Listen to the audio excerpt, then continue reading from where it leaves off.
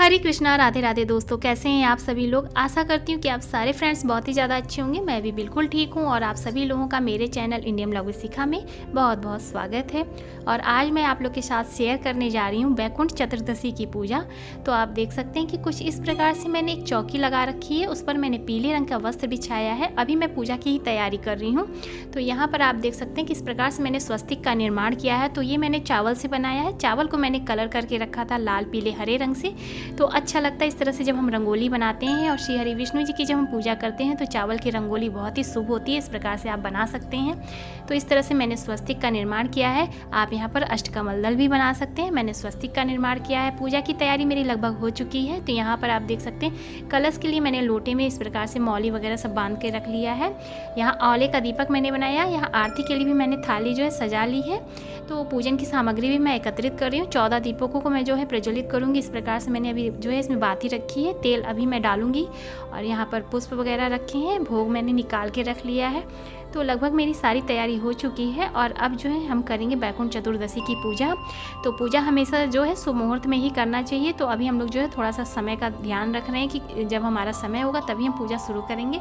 तो बस यहाँ पर मेरी जो है थोड़ी बहुत तैयारी हो चुकी है और अभी थोड़ी बहुत बाकी है। यहाँ पर आप देख सकते हैं कि श्री हरि विष्णु जी और हमारे जो भोले बाबा हैं उनकी जो है एक साथ प्रतिमा जो होती है श्री हरिहर की जो फोटो होती है वो मैंने यहाँ पर रखी थी। और यहाँ पर आप देख सकते हैं कि हमारे भोले बाबा भी विराजमान हो गए हैं। श्री हरि विष्णु जी भी विराजमान मैंने कर दिया है क्योंकि इस बार जो है मेरे पास जो है भोले बाबा भी हैं और श्री हरि विष्णु जी भी हैं। तो इनको भी मैंने पूजा पे इस तरह से जो है विराजमान किया है। पिछली बार मैंने फ़ोटो ही रख के जो है पूजा की थी और इस बार हमारे जो है भोले बाबा और श्री हरि विष्णु जी भी विराजमान है। तो हम इनको भी इन्हीं की पूजा करेंगे। अगर आपके पास इस तरह से जो है विग्रह है तो आप उन्हीं की पूजा करें। और यहाँ पर अब जो है हम कलश पहले कलश में जल भर के रखेंगे। तो कलश को मैंने जो है तिल रख के तिल का आसन देकर इस प्रकार से रख दिया है। इसमें जो है हम 3 बार में जल जो है डालेंगे। हमेशा जब भी हम कलश में जल डालते हैं 3 बार में उसे पूर्ण करना चाहिए। और अब हम इसमें कुछ सामग्री हल्दी, सिक्का, इलायची, सुपारी, लौंग और अगर आप चाहें तो इसमें पान के पत्ते के ऊपर ये सारी चीज़ें रखकर अपनी मनोकामना इच्छा रख के और आप इसमें कलश में डाल सकते हैं। पूर्ण पात्र मैंने लिया है। इसके ऊपर मैंने दीपक रख लिया है। यहाँ पर आप चाहें तो आम का पल्लव और अशोक के पत्ते भी लगा सकते हैं। मेरे पास नहीं था तो इसलिए मैंने केवल इसी तरह से रख दिया है। तो पूजा हमेशा भाव से की जाती है। आपके पास सामग्री हो जितनी हो आप उसी में अपने भाव श्रद्धा भाव से पूजा करें। तो इस प्रकार से देखिए पान के पत्ते पे मैंने जो है श्री गणेश जी को विराजमान किया है। अब होगी इनकी पूजा। तो यहाँ पर जो है मैंने बाती में देखिए इस तरह से तेल डालकर दीपक में रख दिया क्योंकि दीपक की भी हम पूजा करेंगे। तो सर्वप्रथम हम गणेश जी की पूजा शुरू करते हैं। इनको स्नान कराएंगे।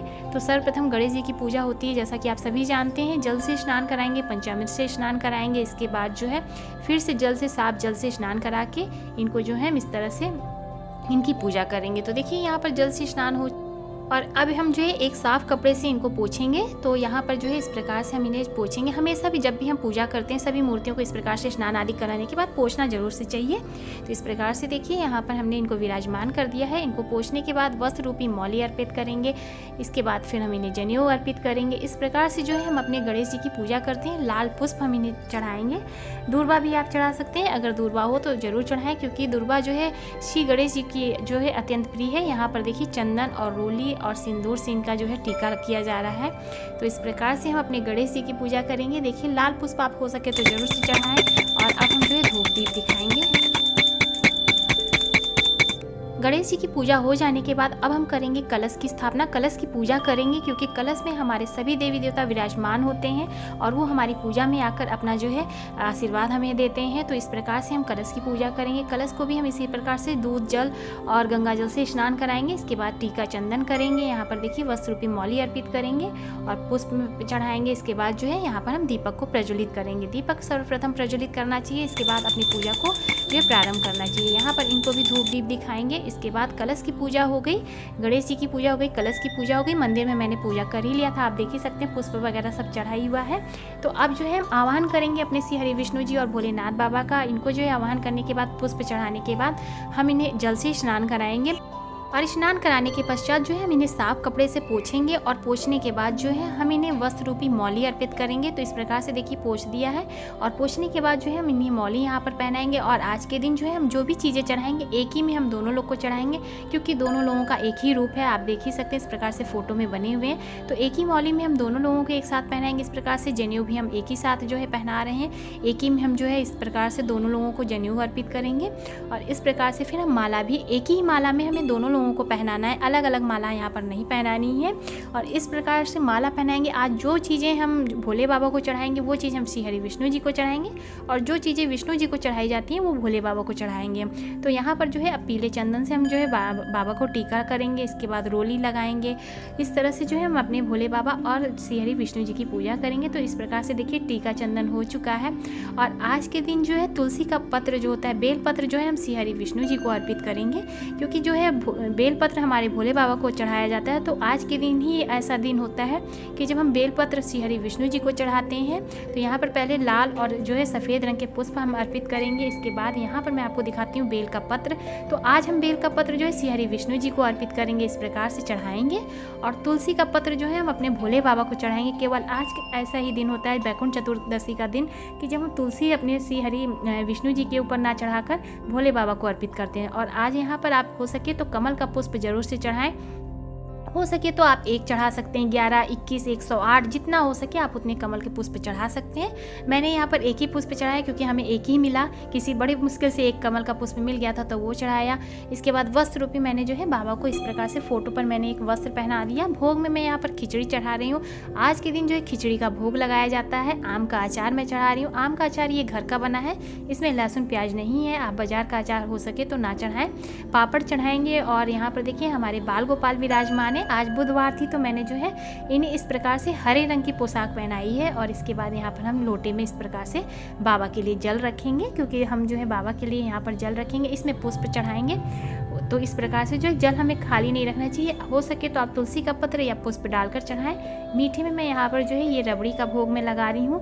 तो इस प्रकार से आप मीठे में कुछ भी चढ़ा सकते हैं, जो भी आप चाहें। तो फल फूल जितनी भी चीज़ें हो सकती हैं आज के दिन आप चढ़ा सकते हैं। तो अपनी व्यवस्था और अपनी जो है समर्थ पे आप इस तरह से पूजा कर सकते हैं। तो बस मैंने इसी तरह से पूजा की। 3 बार जल घुमाएंगे और आचमनी करेंगे। इस प्रकार से देखिए यहाँ पर भोग लग गया। और अब हम करेंगे आंवले की पूजा। यहाँ पर मैंने आंवले का दीपक बनाया। इसका बहुत ही ज़्यादा महत्व होता है आंवले के दीपक का। पिछली बार मैंने 14 दीपक बनाए थे, इस बार मैं केवल 5 ही बनाई हूँ। तो आपके ऊपर है, आप 14 बना सकते हैं, 5 बना सकते हैं, आप 7 बना सकते हैं। जितनी आपकी इच्छा हो आप उतने दीपक आंवले का प्रज्वलित करें। और यहाँ पर मैंने ये 14 दीपक रखे। आज के दिन का जो है बहुत ही ज़्यादा महत्व होता है 14 दीपकों का। तो इस प्रकार से देखिए हमने 14 दीपक बनाए। इनकी पूजा करेंगे, पुष्प चढ़ाएंगे, जल चढ़ाएंगे। इसके बाद सभी दीपकों पे हम टीका अवश्य लगाएंगे। तो इस प्रकार से 14 दीपकों का जो है पूजा किया जाता है। और इन्हें जो है पूजा करने के बाद आप इनके यथा स्थान पर रख सकते हैं। इनका दान आप जो है सरोवर पर कर सकते हैं, बावड़ी पे कर सकते हैं, कुएं के पास जो जल होता है वहाँ पर कर सकते हैं, मंदिर में कर सकते हैं, गौशाला में करें, पितरों के लिए रखें। इसमें से जो है आप अपने तुलसी माता के पास भी रख सकते हैं और आंवले के पेड़ के पास रखें। जहाँ हो सके वहाँ पर दान करें। आप इसे दक्षिण दिशा में भी रख सकते हैं। आप अपने गेट के दोनों तरफ रखें। बाहर जो है गेट, मेन गेट के बाहर की तरफ आप दोनों तरफ रखें। ये 5 दीपक आप मंदिर में जलाकर रख सकते हैं। 5, 14, 7 जितने भी दीपक अगर आप आंवले के बनाए हैं तो आप उसे मंदिर में रख सकते हैं। हो सके तो आप इसे जो है आप बाहर के भी मंदिर में ले जाकर कहीं रख सकते हैं। मंदिर में आप इसे दीपदान कर सकते हैं। महाभोग का प्रसाद लगाएंगे। दीपकों को इस तरह से जो है हम भगवान को दिखा देंगे और इसके बाद तब हम इन्हें अपने यथा स्थान पर रखेंगे। तो इस प्रकार से देखिए आंवले का दीपक जो है हम लोगों ने भगवान को दिखाकर मंदिर में रख दिया। और इस दीपक को हम इस प्रकार से दिखा देंगे। आरती करने के बाद इन सारे दीपकों को इनके जो है यथा स्थान पर रखेंगे। तो इस प्रकार से देखिए मैंने जो है दीपक रख दिया है और यहाँ पर जल घुमा देंगे। दीपकों को भी जलाने के बाद हमें जल अवश्य घुमाना चाहिए। इसके बाद अब हम करेंगे आरती। तो आरती में आज के दिन जो है श्री गणेश जी की आरती करनी चाहिए और आपको विष्णु भगवान की आरती करनी चाहिए, भोलेनाथ बाबा की आरती करनी चाहिए, क्योंकि ये वैकुंठ चतुर्दशी की पूजा है। और इस प्रकार से जो है हम पूजा करते हैं। अगर आप हो सके तो छोटा सा हवन भी कर सकते हैं। मैं इसी तरह से जो है आरती कर रही हूँ। उसके बाद आरती करने के बाद जो है हम क्षमा प्रार्थना करेंगे भगवान से और उसके बाद सभी दीपकों को जो है अपनी अपनी जगह पर रख देंगे। और जहाँ भी अंधेरा हो वहाँ दीपक जरूर से रखना चाहिए। आज के दिन पूरे घर में कहीं भी अंधेरा नहीं होना चाहिए। दीपकों को आप हो सके तो हर जगह प्रज्वलित करें। तो आप देख सकते हैं कुछ इस प्रकार से मैंने बैकुंठ चतुर्दशी की छोटी सी पूजा की है। ये जो पुष्प मैं चढ़ा रही हूँ, मतलब मेरे हस्बैंड चढ़ा रहे हैं, वो हम क्षमा प्रार्थना करके भगवान से क्षमा मांगते हैं कि हे प्रभु, पूजा में जो भी गलती हो उसके लिए हमें क्षमा करें, और जो है पुष्प बाबा को अर्पित करेंगे। तो अब जो है ये दीपकों को हम जो है अपनी जगह पर रखेंगे। यहाँ आरती हो चुकी है, कुछ इस प्रकार से जो है मंदिर लग रहा है, आप देख ही सकते हैं। तो इस प्रकार से जो है हमने बैकुंठ चतुर्दशी की पूजा की है। ऐसी मान्यता है कि बैकुंठ चतुर्दशी की पूजा जब हम विधि विधान से करते हैं तो हमारे सभी पापों का नाश हो जाता है और हमें बहुत ही अत्यधिक पुण्य जो है फल प्राप्त होता है, और हमारे लिए हमेशा बैकुंठ के द्वार खुले रहते हैं। और कहा जाता है कि बैकुंठ चतुर्दशी पे जिसकी मृत्यु होती है वो सीधे बैकुंठ को ही मिलता है, उसे जगह स्थान जो है उसे सीधे बैकुंठ में ही मिलता है। तो इस प्रकार से बैकुंठ चतुर्दशी की पूजा जरूर से करनी चाहिए। अगर आप अपने सभी पापों से मुक्ति चाहते हैं और कुछ पुण्य कमाना चाहते हैं तो बैकुंठ चतुर्दशी की पूजा करें। इस प्रकार से जो है हम तुलसी के पास दीपक रखेंगे।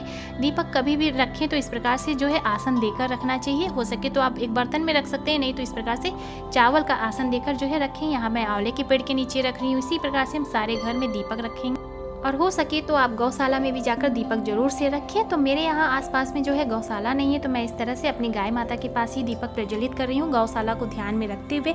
हो सके तो जितना से जितना हो सके आप जो है दीपकों का दान करें। और यहाँ पर जो है नदी सरोवर कहीं भी हो सके आप जाएँ और दीपकों का दान जरूर से करें। तो इस प्रकार से जो है मैंने बैकुंठ चतुर्दशी की पूजा की है। उम्मीद करती हूँ कि आप सभी लोगों को मेरी बैकुंठ चतुर्दशी की पूजा पसंद आई होगी। तो प्लीज़ वीडियो को लाइक कीजिएगा, ज़्यादा से ज़्यादा शेयर कीजिएगा। चैनल पर मेरे नए हैं तो मेरे चैनल को भी सब्सक्राइब कीजिएगा। मैं मिलूंगी आपको अपने नेक्स्ट वीडियो में, तब तक के लिए हरे कृष्णा, राधे राधे।